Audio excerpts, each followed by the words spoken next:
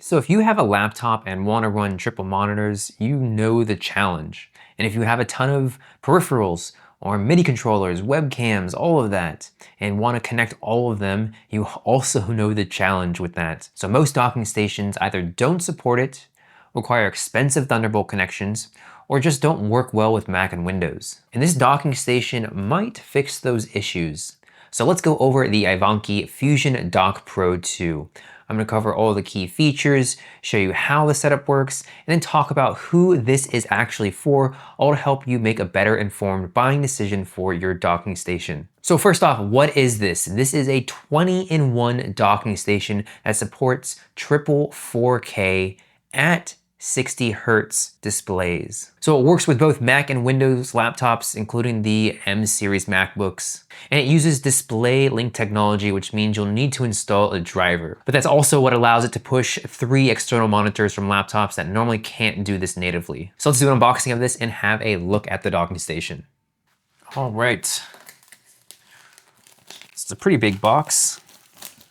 It is a big docking station overall compared to your average one. There are 20 ports, so that is quite a lot.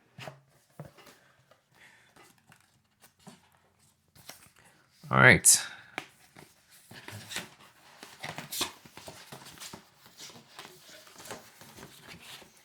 So we have all our instructions, user manual in this one. Also nice they have a quick manual. I never want to go through the full user manual. I always like the quick manual. Then we have the docking station itself.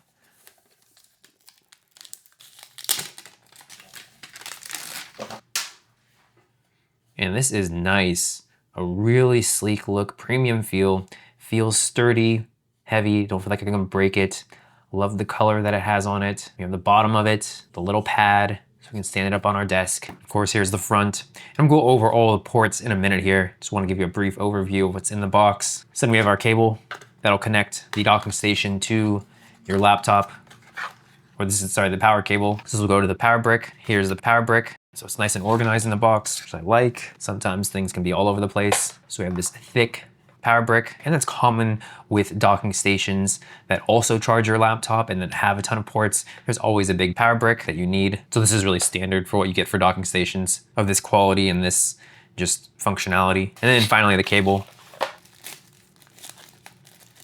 So USB-C to USB-C cable. And again, this will connect the docking station to your laptop. And for these cables, it's always best to use these that come with the docking stations because they are high-powered cables and they work best with the device. Okay, so really simple. Of course, the docking station, power brick, cable to plug it into your laptop.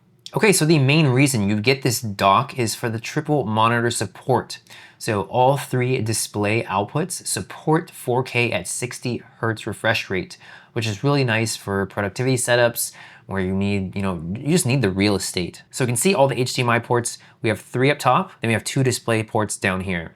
So the key thing here is 2 of these display ports require the DisplayLink driver. So you'll need to install the software from iVANKY to get all 3 monitors working.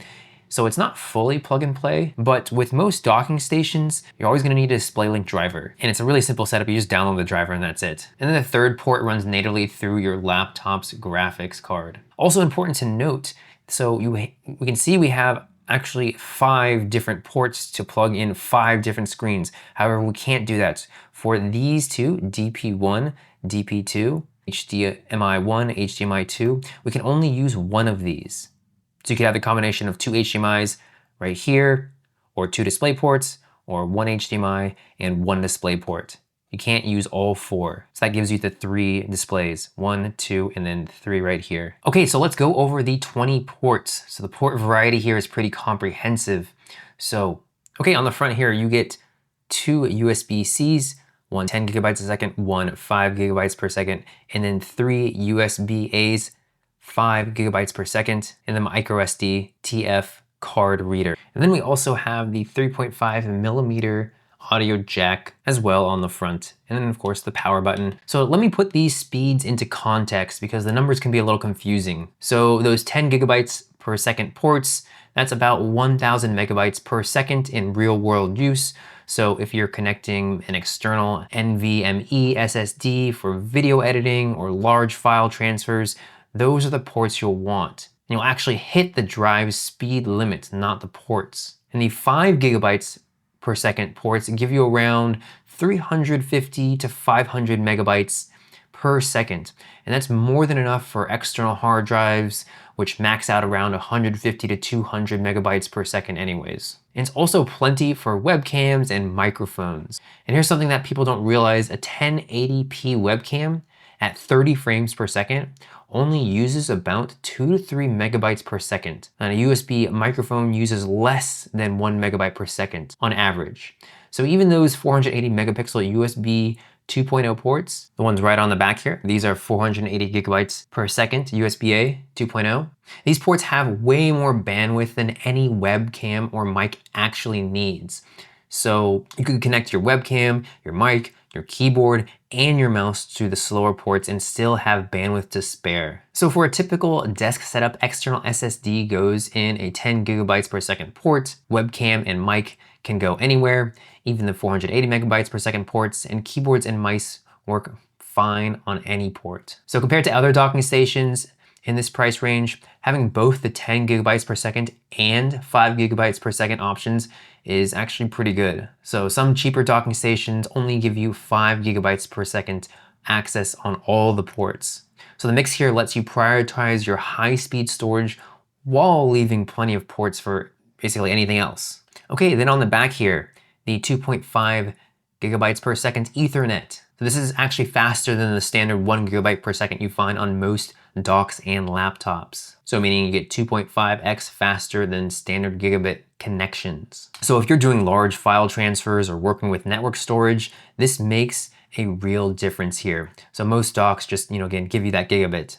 Okay, so the power brick on this thing is chunky. It's a 180 watt adapter, but what this allows is 100 watts of pass-through charging to your laptop via the USB-C connection right here. So you plug the cable that was provided into your MacBook or Windows laptop, and it's charging while you're connected to all your peripherals. And there's also a 20 watt USB-C port on the back for charging your phone or tablet, which is really nice. So the question is 100 watts enough for charging your computer, for your laptop? For most laptops, yes, though it depends on which MacBook you have. So the base MacBook Pro with M4 ships with a 96 watt charger. So 100 watts from this dock covers you completely. The ThinkPad X1 Carbon ships with 65 watts. The Dell XPS 13 and 14 ship with 65 to 100 watts. So you get full speed charging on all of those. So the MacBook Pro with M4 Pro or M4 Max and all the MacBook Pro 16 models ship with 140 watt chargers. So with this dock's 100 watts pass through, you'll still charge. But if you're running, demanding workloads like video rendering or heavy compiles, the battery might drain slowly or charge more slowly than with Apple's charger. But for any general productivity or for only using these, heavy use cases, every now and then, you're not going to notice a difference. So I had no problems at all. I've, rendered videos in DaVinci Resolve, Final Cut Pro, run a bunch of tasks, done streaming with multiple webcams, a bunch of peripherals, microphone, Stream Deck, Elgato prompter, and I've never had any issues with the charging at all. So it's really not a concern. I would say basically, if you're only doing heavy tasks, like for whatever reason you're running your computer 24/7 with heavy tasks, this might not be enough for those specific laptops that I mentioned. But honestly, for like 95+% of people, this is gonna work fine. It's gonna charge your laptop. Okay, so this thing works with M lineup for MacBooks M1 through M5, and the DisplayLink driver bypasses the limitation that these MacBooks have. It's also backwards compatible with Intel Macs, which is nice. And of course, Windows machines work as well. Dell XPS, ThinkPad, basically any USB-C laptop. Okay, and then of course we have the DC in, and then we already mentioned the HDMI and display ports. All 4 of these are driver-based. DisplayPort 1.2, 4K at 60 Hertz, and HDMI 2, 4K at 60 Hertz. And again, these 2 USB-As are 480 megabytes per second. This USB-C provides 20 watts of charging and is 5 gigabytes per second. And this USB-A here is 10 gigabytes per second. The final HDMI is HDMI 2, 4K at 60 Hertz. Okay, so now let's go over an example of me loading this thing up on my MacBook Air so you can see just the workload that this can handle. Okay, so let's go over the setup here. I loaded this thing up. I'll go over all the connections so you can see. So we have my MacBook Air M4, and we have the docking station connected. And then I'll just go through the different connections and then show you on the computer. So we have at the very bottom here, our USB-C external storage. And then we have the 𝗕𝗘𝗙𝗢𝗪𝗓 webcam connected. And then right here, we have the Stream Deck Mini connected. You can already see that's on. And then we have our SD card. Okay, then we go to the back here. So this one right here, that is our audio interface. And then this one right here, that's to plug into the computer. And then down here, we have our microphone. And then we have two HDMI cables plugged in right there. And those are the two monitors that we have plugged in. So let's go through each of these. So the SD card, that's connected. So we can see, okay. And next, the Samsung USB right there. That's connected as well. Okay, and then we'll go to the 𝗕𝗙𝗢𝗪𝗓 webcam. We can see that it's on. I've opened up Photo Booth. There you can see, so that's working. And then I already showed you that the Stream Deck is on. Okay, and then the two monitors that are attached right here. We have two Scepter monitors, one curved one, and one ultra wide one. So I'll go ahead and show you. So we have my mouse here. Going to go over. There we can see the mouse right there. Go ahead and move over the photo booth so you can see.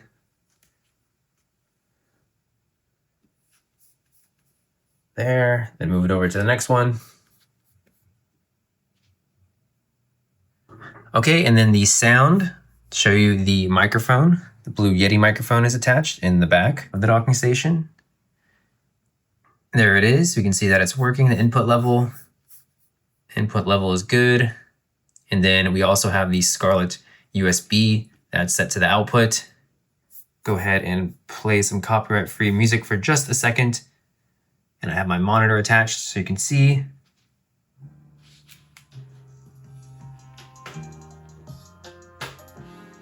And that's coming from, again, the Scarlett right down here.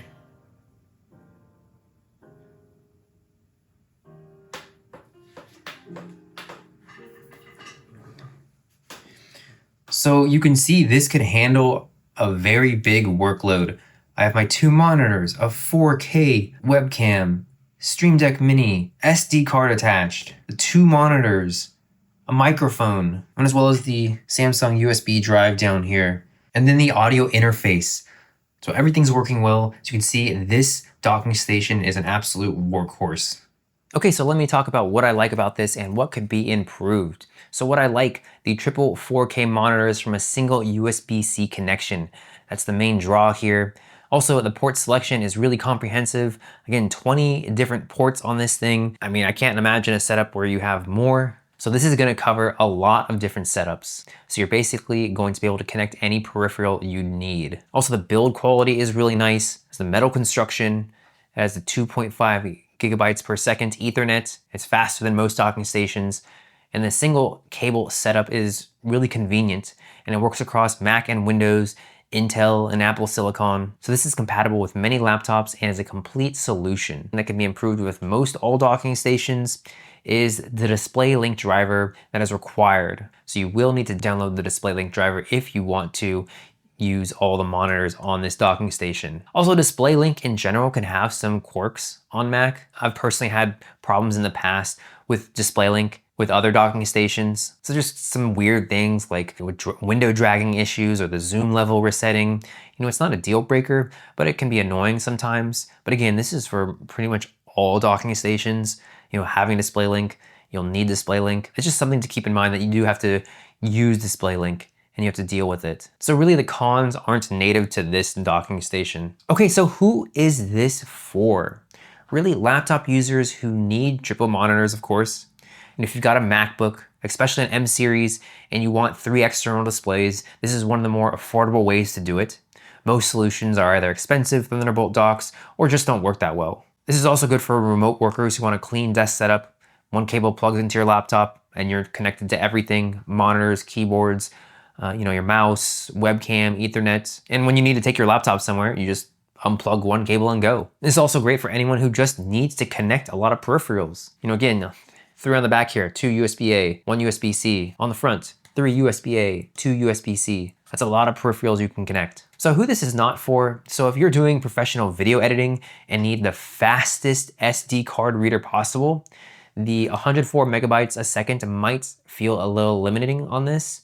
So just keep that in mind. And one thing I'd like to talk about is how it compares to the 𝗕𝗘𝗘𝗧𝗦. So the 𝗕𝗘𝗘𝗧𝗦 is one of the premium docking stations on the market, and you've probably come across this on your research for docking stations. So of course, the one thing that is different between the 𝗕𝗘𝗘𝗧𝗦 TS4 and the TS5 and TS5 Plus is of course the price. This is a little bit more budget friendly, but the big difference that I've found is Thunderbolt versus DisplayLink. So the 𝗕𝗘𝗘𝗧𝗦 uses native Thunderbolt, which means no driver installation. So it's a true plug and play, and the data transfer speeds are also faster, around 3,000 megabytes per second on the TS4 versus the USB-based speeds on the iVANKY here. And the TS5 Plus also has 10 gigabit Ethernet, 4 times faster than the 2.5 gigabit on this dock.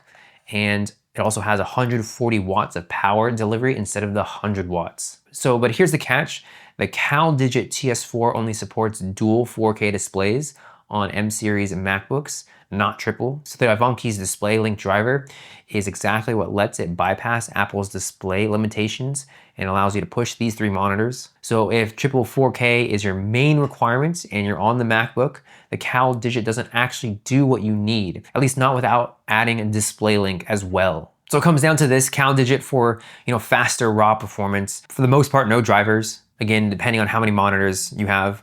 And the 𝗕𝗘𝗘𝗧𝗦 has a premium build quality. However, the iVANKY is still an amazing build quality. So the iVANKY for triple display support on MacBooks at nearly half the cost. So you could go with the iVANKY for triple display support on MacBooks at a much cheaper cost, with the trade-off, of needing the DisplayLink driver. But again, if you do have 3 monitors, you'll need the DisplayLink with the 𝗕𝗘𝗧𝗦 TS4. So in my opinion, the iVANKY FusionDock Pro 2 is definitely worth checking out if you need a triple monitor support from a laptop that doesn't natively support it. You're getting a really comprehensive dock here that is 20 ports, solid build quality, good power delivery, and compatibility across Mac and Windows. So if you're looking for a way to turn your laptop into a full workstation with one cable, this is definitely worth considering.